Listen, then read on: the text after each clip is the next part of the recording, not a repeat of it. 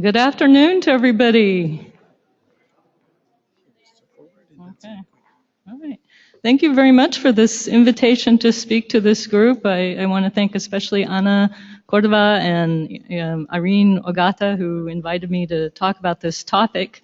It's not the sole focus of my work, but I do have the pleasure of working with a wide variety of public works departments at Pima County. And what I would like to share with you is a story that spans about 25 years of my career and the career of other people at Pima County, and being part of a very slow change, of a slow organic change from looking at natural resources as problems to looking at natural resources as solutions.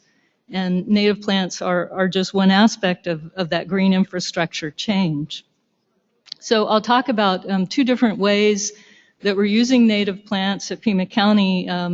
Mainly the first idea is retaining the plants in place, not disturbing them at all, so that they can provide the functions that they're already providing so well. And then the second approach that we use, obviously, would be to actually restore areas that have been degraded by previous activities, including those of our own, but not necessarily just our own. So, and the other part of my presentation is really about why the reasons have changed over time. Over this 25-year period, we've had many different reasons to use native plants, and each successive reason has only reinforced our initial decision to go that direction. So it's been self-perpetuating over time. So first, a little bit about Pima County. We're a local government that most of our land use authority is outside the municipalities. So we're working a lot in the rural interface between the cities and the federal lands. Many of you may know that we have a lot of federal lands, tribal lands in Pima County. Pima County has an area of over 23,000 square kilometers. Most of the population is in eastern Pima County, but also hundreds of thousands of people live outside any kind of municipal agencies, jurisdictions. So county is the authority for those people. And as part of our authority, we build lots of projects, roads and parks, wastewater treatment facilities, flood control facilities, that kind of thing. And just to give you a sense of the scale of the use of native plants, we have one recent project that's actually still under construction, and so far 7,000 native plants have been used on that single project alone. So our journey begins then as we think about plants and using them in the landscape. Obviously, we live in southern Arizona. The saguaro cactus is world-renowned. It's part of our identity. As a desert city, we use saguaro cacti all over the place. And this particular example is in front of our county courthouse, the original historic courthouse. And this was used to be turf until recently. Green lawn that's been replaced now with native plants. And not only the saguaro cactus, but also a lovely plant that's native to Pima County that's called Tacoma or Lluvia del Oro. They use it a lot in Sonora. It's a great looking plant. One of the things we noticed about this was done purely for aesthetic purposes, to give us a sense of place, to remind us of where we live. But there are benefits with that. We noticed immediately that there were lower maintenance costs. We're not watering that lawn. It doesn't require as much maintenance. And we're getting, nice comments from people in the area. Now, the state of Arizona has actually had a native plant law since 1929. And that state law protects a lot of the iconic plants of the desert, the saguaro cactus. It doesn't really protect them. What it does is it says that you have to provide salvage opportunities to people. If you're going to go in and on your own land and destroy these, you have to give notice to the state agriculture department, and then they can advise people who want to have an opportunity to remove those plants and transport them elsewhere for reuse. Saguaro cacti, they got recycled and reused in other projects. But now we're going beyond that. We're actually, in part because we're cheap, we want to lower costs. Instead of buying these plants on the market, we actually harvest them from our own roadway projects when we have to disturb the land, and we reuse them on other projects, in part because people like them. So you can see on the left-hand side here, we have the ocotillo and the barrel cacti that are being dug up along a roadway project. But we're even, especially with help of enthusiastic volunteers who come to these projects to help us do these things because they get cacti that they can use in their homes. We also are digging up very obscure-looking plants like this queen of the night cactus. And you see what's on top of this enormous root is a very wispy, almost unnoticeable plant. But the thing about the queen of the night cactus is it has wonderful blossoms that smell beautiful. So beautiful that there's a park in Tucson that actually has a public event where hundreds of people come at night with flashlights to see the blooming queen of the night cactus that they have. So we're harvesting these, we're putting them at libraries and other places where people might be able to see these cacti do their thing in their own neighborhood. So that's plants as aesthetic reasons, and we've been doing this, for many years, of course. Another major driver in and around Tucson, and water where we are, the water crisis isn't just today; it's been for many decades, and so we have had a very strong conservation ethic, water conservation ethic for many decades, and so you don't actually see much turf anymore in Tucson.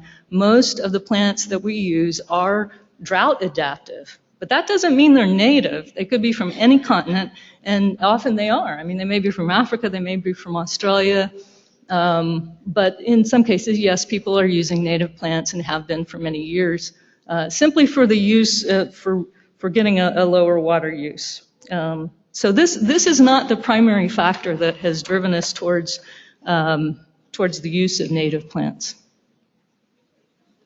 What really got us as a county, I think, into changing our paradigm was that we were building flood control projects. Let's see, over here on the left, you see under construction a soil cement embankment along one of our water courses. So soil cement is a mixture of about 8% cement with native channel gravel. It's dug up and placed in lifts to provide erosion protection from damaging floods. And also it can be protect from inundation as well if you build it up higher like a levee. And we increase the capacity of the channel, by doing this. And so it's destroying a lot of vegetation. And these projects were initially, in 1986, they were being funded by the U.S. Army Corps of Engineers in partnership with Pima County after a series of very damaging floods.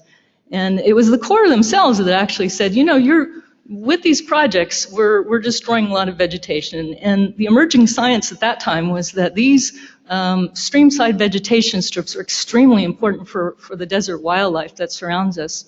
And we have national parks, we have national forests all around us, and these watercourses are the things that are the corridors for the wildlife movement to come into the areas peripheral to Tucson. So our citizens are concerned about wildlife as well, not just the U.S. Army Corps of Engineers. But the Corps was saying, as a mitigation, after the project, you should plant some trees. And, we said, well, okay, we'll plant some mesquite trees. So we did, and on the lower side, you can see kind of, here we planted mesquite trees. And we said, we'll plant some trees because we want shade, because we're going to build this pathway on top of the riverbank, and that was the start of the native plant program right there. But quickly, the University of Arizona pointed out in studies they did, if you take a tree and you prune it up like this and you don't have any kind of ground cover underneath it, it's not really providing that much wildlife habitat value, not so much for the bobcats or the javelina or the small mammals or the lizards. They need cover that goes from the ground on up, and you can see that in the trail camera over here is taking a picture of a bobcat, and you can see there's vegetation at all different levels. So we weren't really replacing that. But we kind of skated by with that for a couple of years until the science, demonstrated that we were not really doing that job. And then later, another event that really changed things was when the federal government listed the cactus ferruginous pygmy as an endangered species. And so that meant every project that had any kind of connection to the federal government, whether it's through a permit or funding, anything like that, had to address the habitat issues and needs for this one species. And that's, and it stopped a lot of our projects. We had just had a successful bond election. We had millions of dollars worth of projects that were under construction, some of which were stopped. And we actually got fined $1 million for destroying the habitat of the cactus ferruginous pygmy. So that was a big learning experience. And as a result, the community said, we don't want you to just deal with this one endangered species issues. We want you to deal with these long-standing issues of how does the city relate to the land around it? Because we have the national forests, we have the national parks, we all use them, even though we may live in the city or the county. But you have to deal with growth, you have to deal with finance, you have to deal with all wildlife, not just endangered species, you have to deal with water. They wanted to talk about all of it. So we had a very long discussion about that. And one of the things that came out of that discussion was something that we call the environmentally sensitive road design standards. And at first they were guidelines, and now they've actually been incorporated into our roadway design manual. It's not optional. If you're operating in a certain area that's deemed environmentally sensitive, you have to use these standards. And so in order to get away from just planning around one single species, because maybe the pygmy owl today, but it may be another species in another area, what we did is we said, we're going to look at the habitat that's there. And again, remember, we're dealing with a lot of areas that are around the city and the watersheds leading down into the city of Tucson. Look at the landscape that's there today. Take an inventory of what's growing there and try to replicate that. And so that was something that hadn't been required before. But the inventory tells us the type of plant materials that we need to use, and it also tells us something about the structure. Is it mostly trees? Is it mostly shrubs? Is it mostly ground cover? And so in this case, you can see a new project has been built. In the foreground, there's a lot of brittle bush, which is a fairly short-lived plant, shrub. Globe mallow, which is a perennial, but it's also rather short. But it's been hydroseeded with desert trees, so the trees will come in over time. And it's going to look a lot like the desert that surrounds it. Here's another application of the environmentally sensitive road designs. And this is in some high-dollar real estate areas around, outside the city of Tucson. There's a lot of, somebody else mentioned, very active neighborhood associations who have opposed road construction. But when they start seeing roads that don't look that different from the landscape that they bought into, they want it to look, like desert. And so now we're actually planning a road landscape that looks like desert, and we're getting the benefits of the lower maintenance costs because we're not irrigating, long term. This is not like an irrigated median that we would construct in the city that has very high maintenance costs.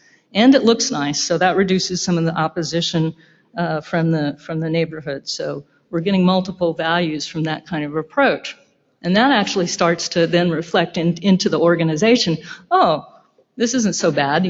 There's actually some good things about this type of approach. So another learning experience has been within our own floodplain management organization. So we're charged with protecting health, safety, and welfare around flooding issues. And historically, we've relied a lot on gray infrastructure, but after the big floods in the 80s, we also started using non-structural approaches that involved just setting aside a land, encouraging new developers to leave areas of floodplain alone. And that meant keeping a lot of the vegetation and realizing as a hydrologist, when you do your hydraulics, you have Manning's equation, and the roughness that's provided by the vegetation, the physical impediment, is actually part of what slows the water down and gets the sediment deposited. So if you don't want a lot of sediment transport, one approach is to actually retain the vegetation in place. And so we started changing our regulations around that idea. And providing an incentive for people to avoid it. So this regulation doesn't say you can't clear your land, but it does say if you have this mapped riparian vegetation along it, you have to mitigate for it, and that means replanting vegetation in the areas that are left, and that can be costly. So sometimes people just decide to leave it alone and not encroach it. And so that has a benefit, multiple benefits in terms of floodplain management. It means bank protection that we don't have to build at the cost of millions of dollars per mile later on because houses are flooding and stuff like that.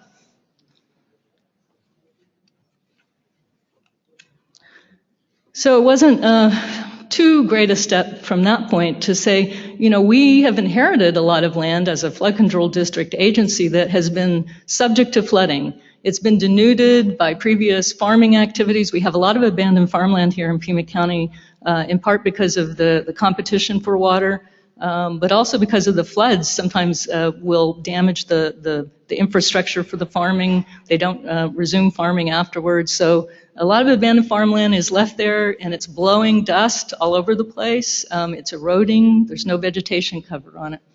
And the flood control district actually purchased some of these lands and started to try to revegetate them.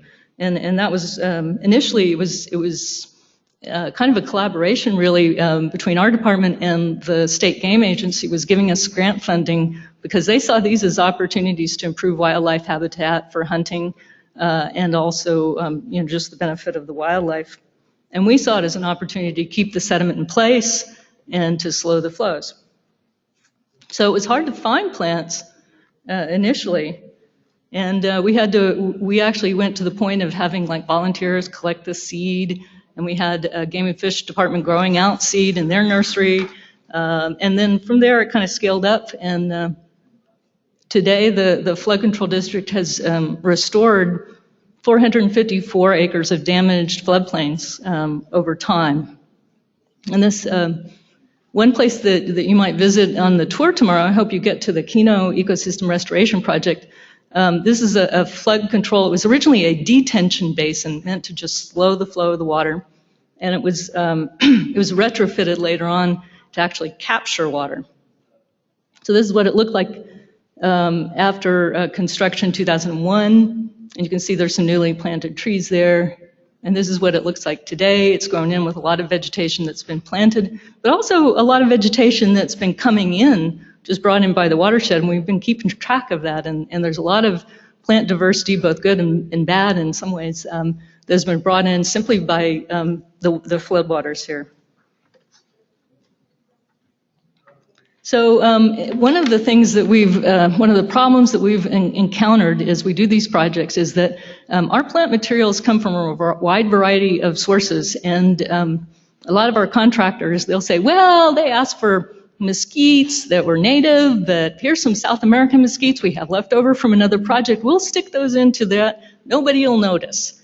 And or, oh, we don't have enough of the hackberry. Let's send them some other type of shrub or tree.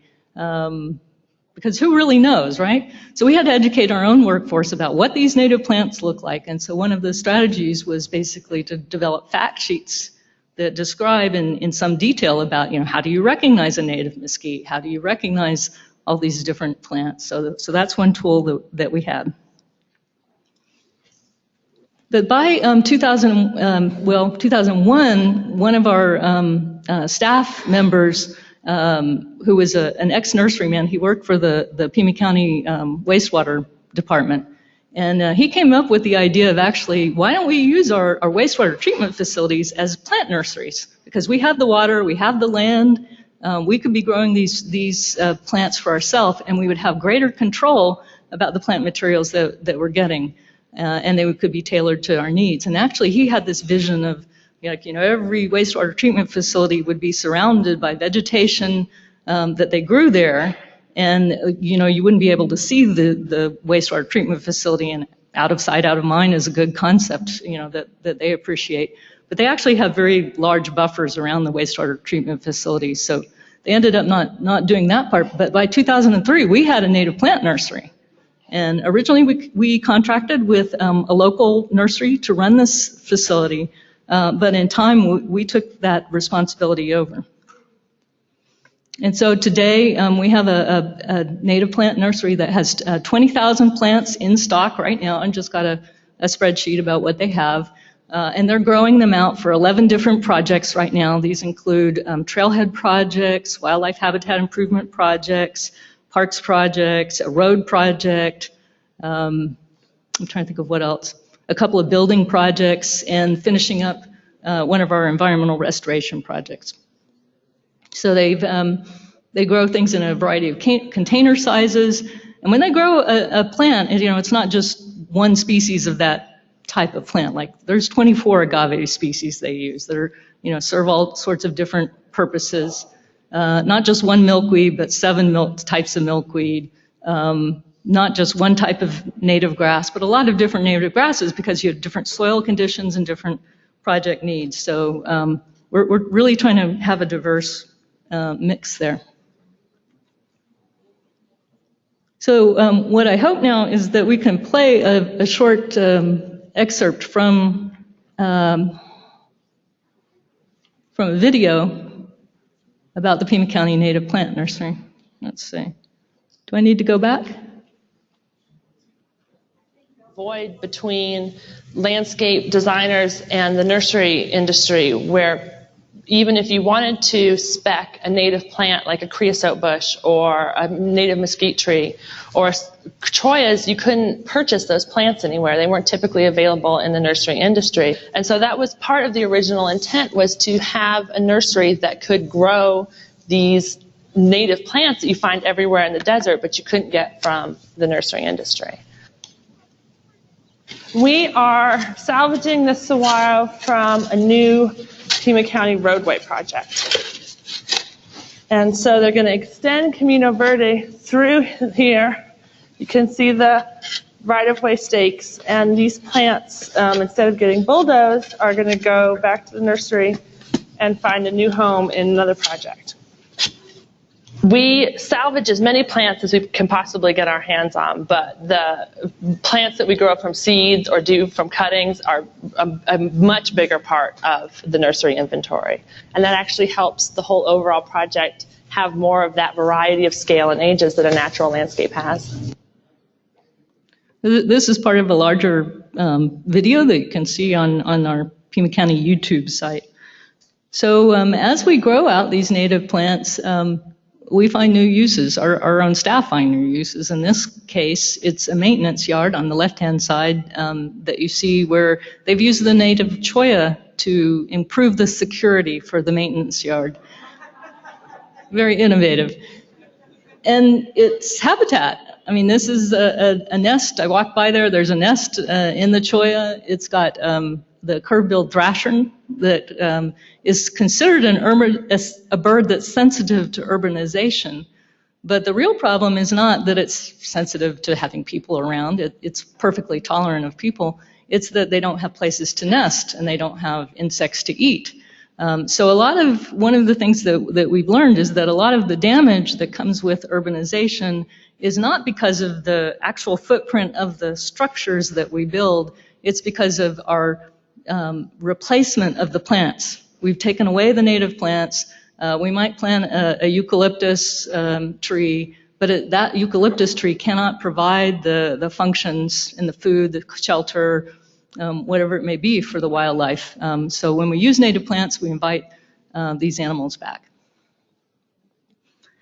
We're always trying to get more water-thrifty plants. Even if they're native, we're still looking for ways to make them more drought tolerant during the establishment phase. It's a critical phase. You usually do have to do some kind of supplemental watering, even with natives. So one of the strategies has been to grow a plant, an initial container plant, with a deeper root. And many of these native plants do like to put down a really deep root. It's one of the strategies that they use to deal with drought. And when you have soil moisture, that's more than a foot deep, that soil moisture can be held there for, in some cases, many years. So having a deep taproot is an important thing, and these are called tall pots, and then tree pots on the right-hand side. They're both encourage that deep root growth, and that's just one strategy for making a better plant, whether it's native or non-native for that matter. Now, another thing that's been driving us towards the use of native plants in the landscape has been our experience with different climatic conditions. So in 2006, we had lots of windstorms. We had a great summer monsoon, but it was very windy.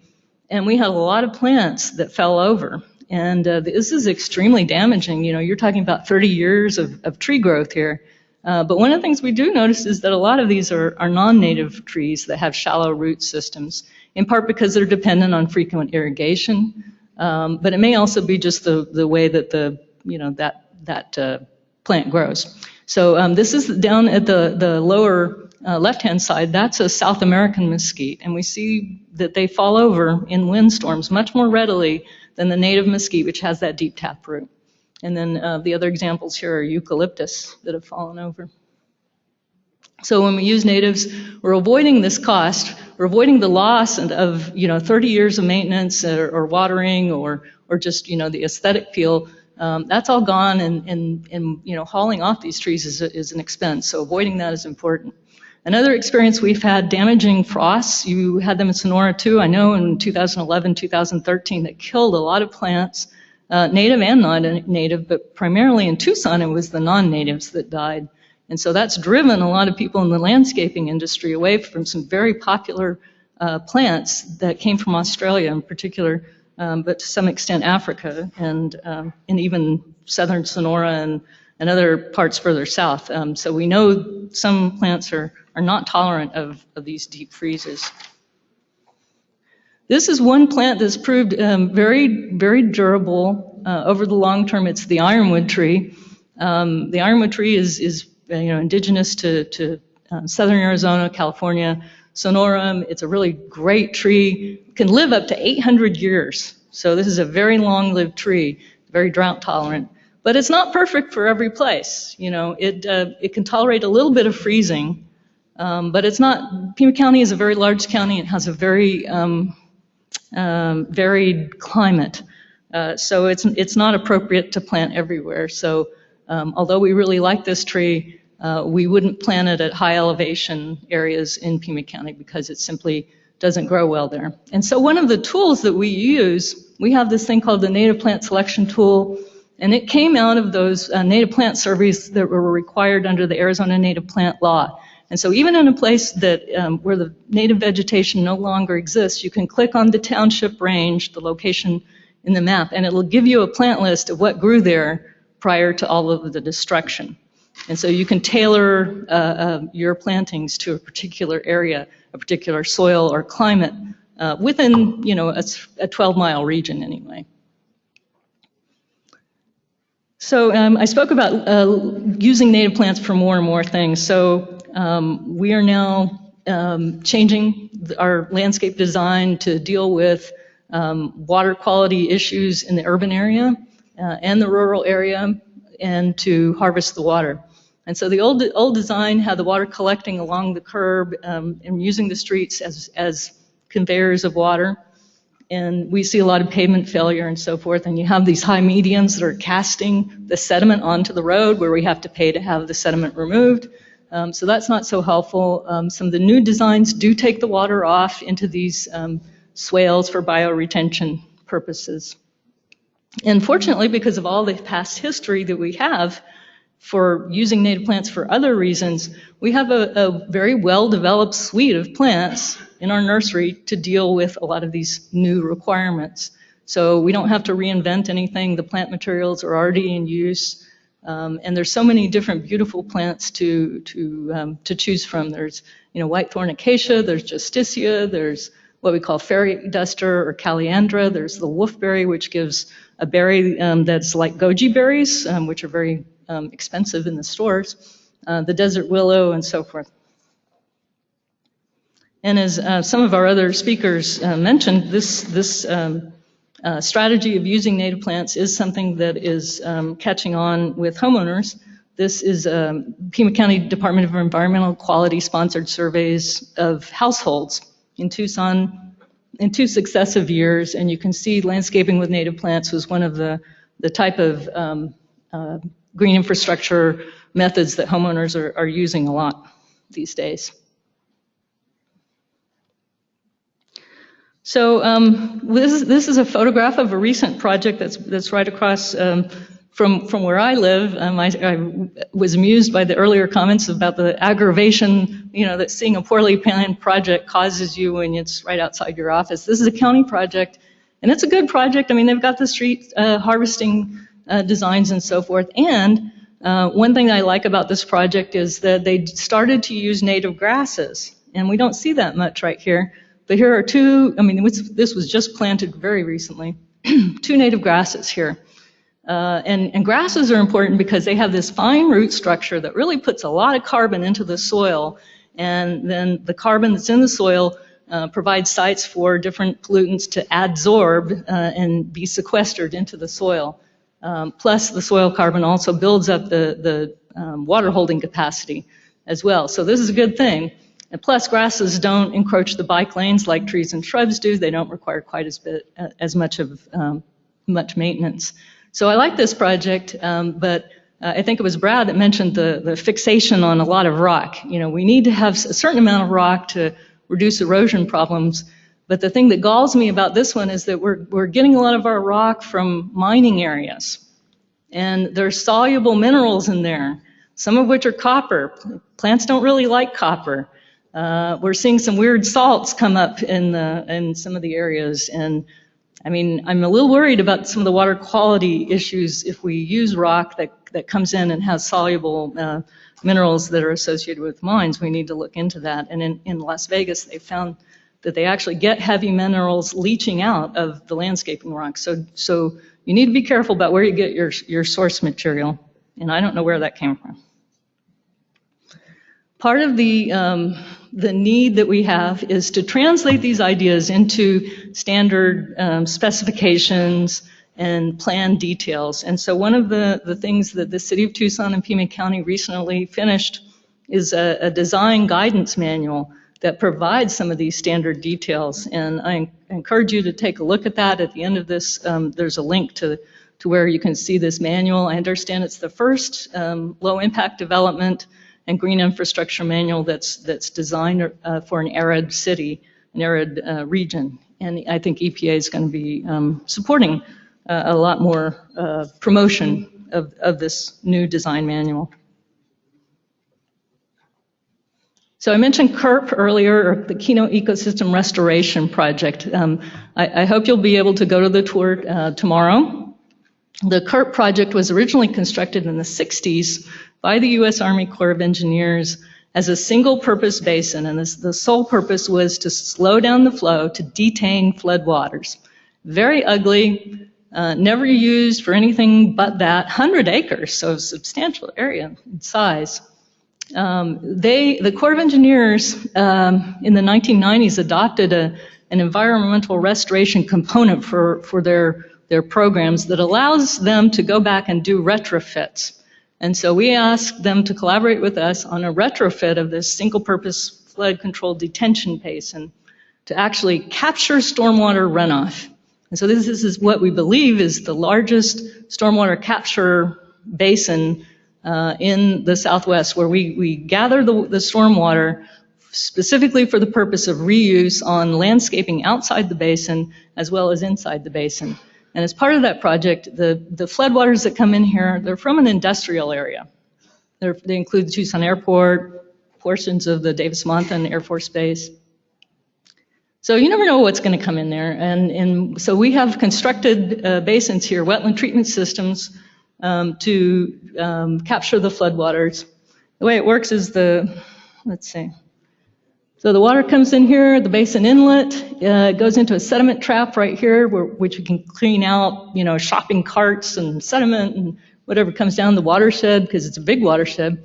Then it flows into a series of basins that then the stormwater can be captured in this deep basin, and then from there it can be reused into the turf fields that have been built next to it, and then also on the roadway medians that are in the area.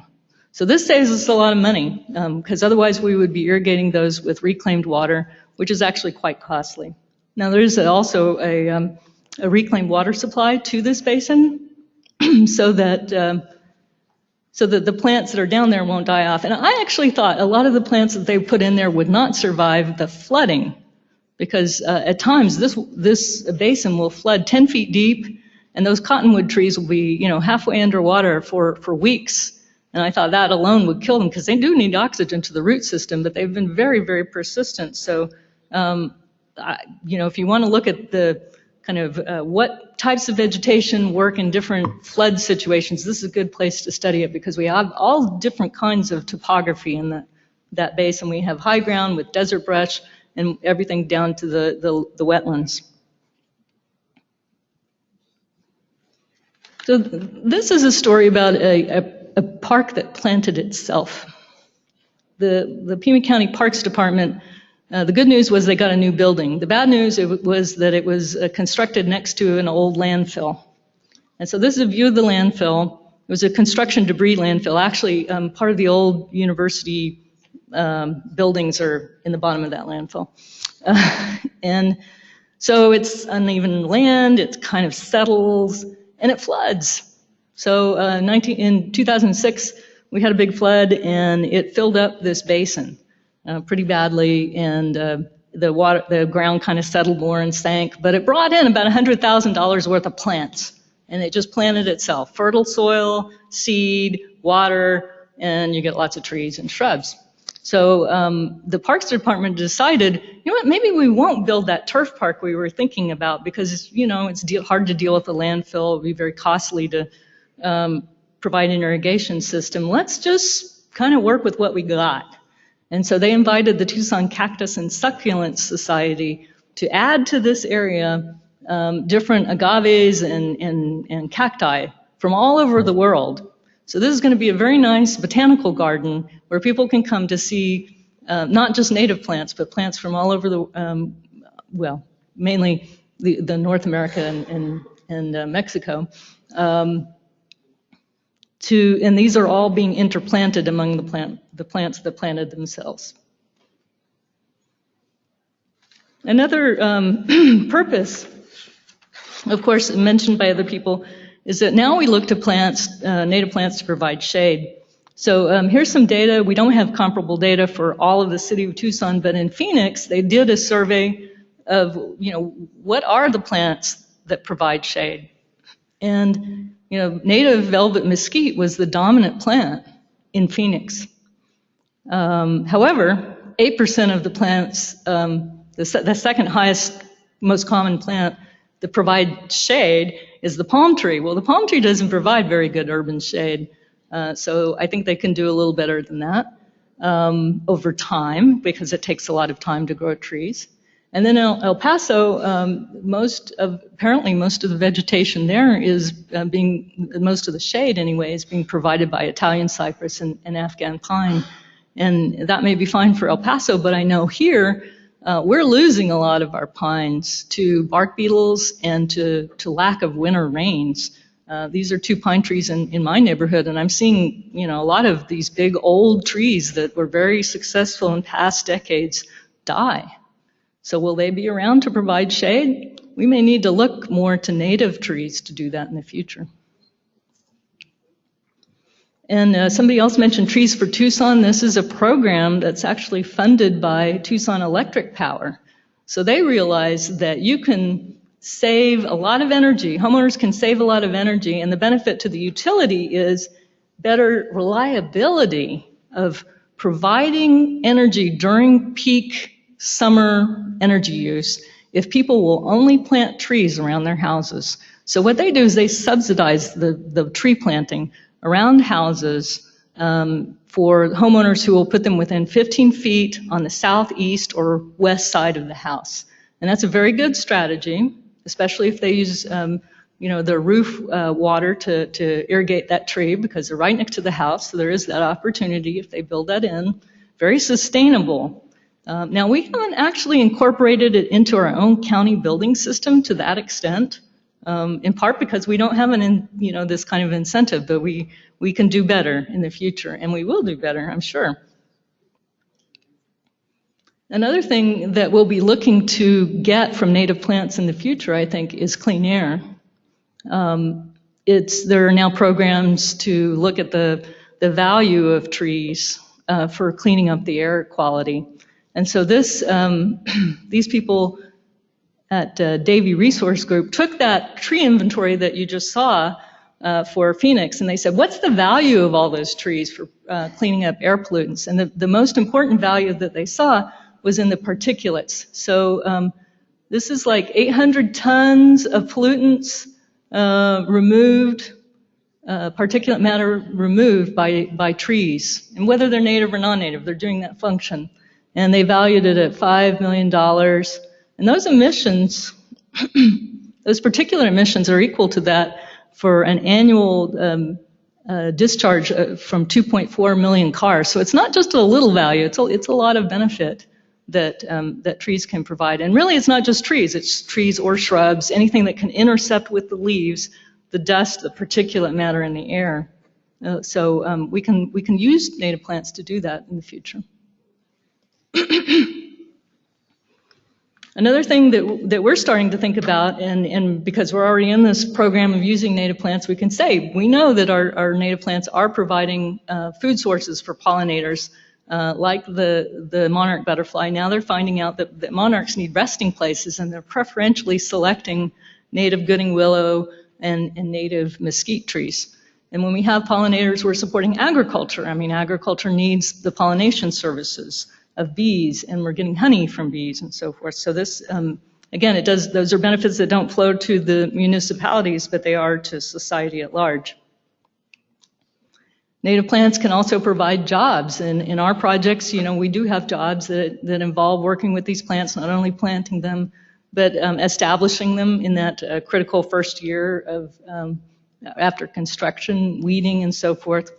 One of the barriers, though, that we're finding is that it does take a more highly trained person to recognize what plants we're trying to keep in the landscape and what we're not. So that's been mentioned by several other people, that training issue, you know, and when we're working with the construction company, that's usually very successful. They have good people on the ground, they know what they're doing, and it's in their best interest usually because they're responsible for all of the maintenance during the first year, if not more, of plant establishment. But when we transition over to the next set of people, and if that's a low bid landscape maintenance company, then that's not so good. They don't give the kind of training that these construction companies do to their staff, so that's an issue.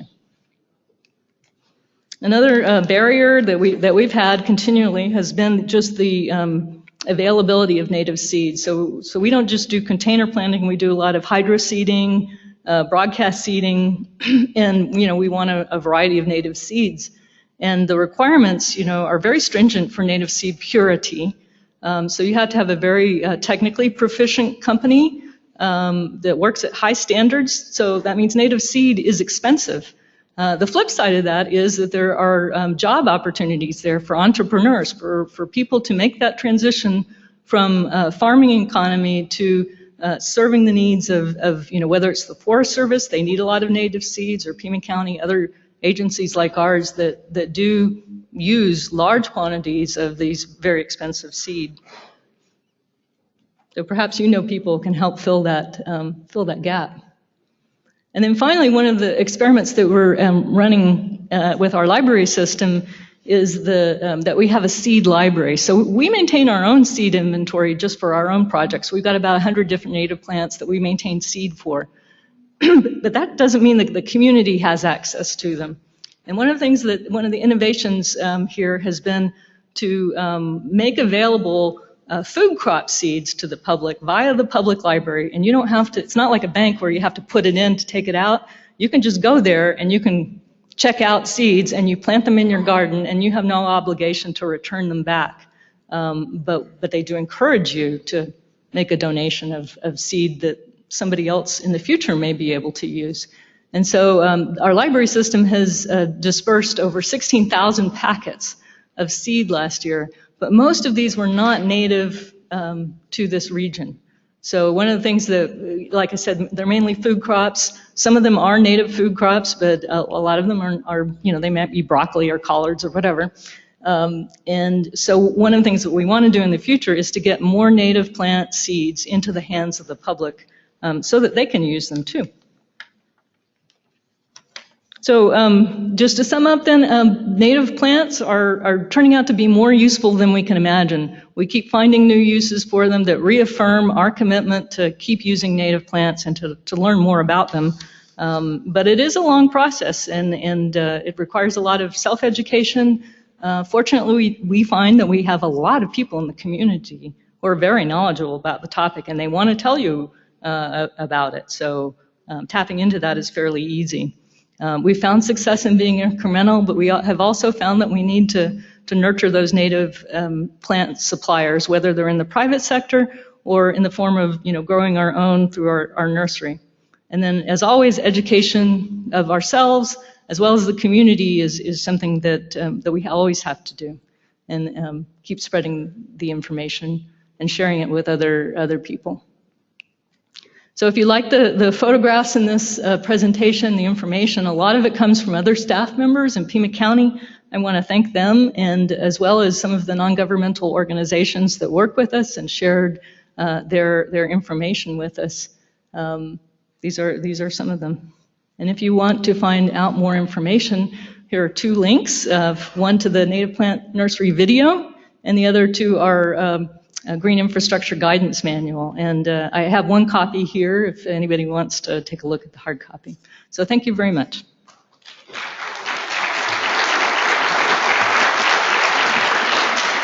And